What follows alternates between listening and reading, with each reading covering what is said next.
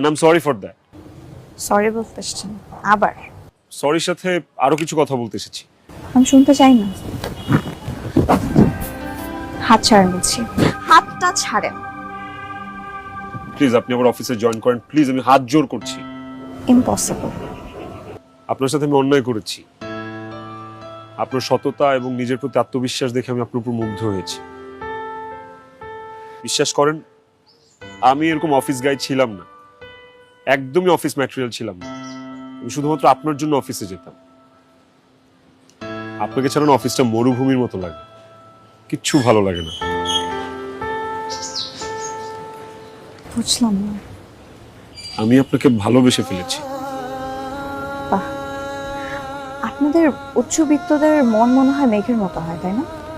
হঠাৎ বৃষ্টি, হঠাৎ মেঘ, হঠাৎ রোদ। আমি অমন না, and আমি সত্যি আপনাকে ভালোবেসে ফেলেছি। আপনার কসম, আমার কসম।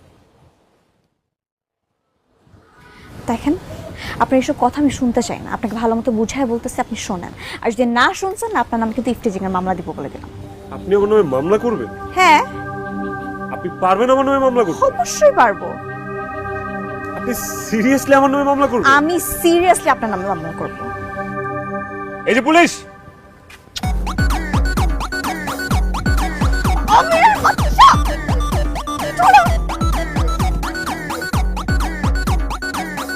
শোন, গতকালকে আবির এসেছিল, ওর ভুল বুঝতে পেরেছে।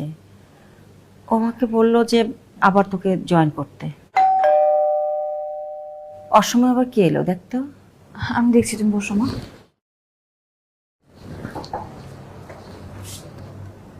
আসসালামু আলাইকুম স্যার, আপনি আসেন না, ভেতরে আসেন।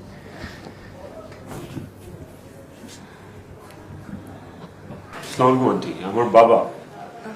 আসসালামু আলাইকুম। ওয়ালাইকুম সালাম, বসুন।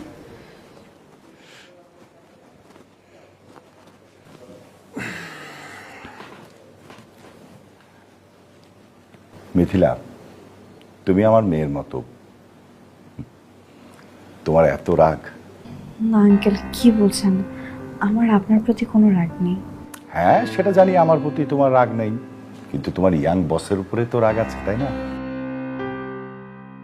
মিথিলা আপনার কথা অনেক বলেছে, তো কি মনে করে এই গরিবের বাড়িতে এসছেন? আসলে এখানে গরিব বড়লোক প্রসঙ্গ না আসলেই ভালো হয়। আপা, আমার ছেলে আবির, আমি যদি ভুল না করে থাকি, মিথিলাকে খুব পছন্দ করে। আসলে মিথিলা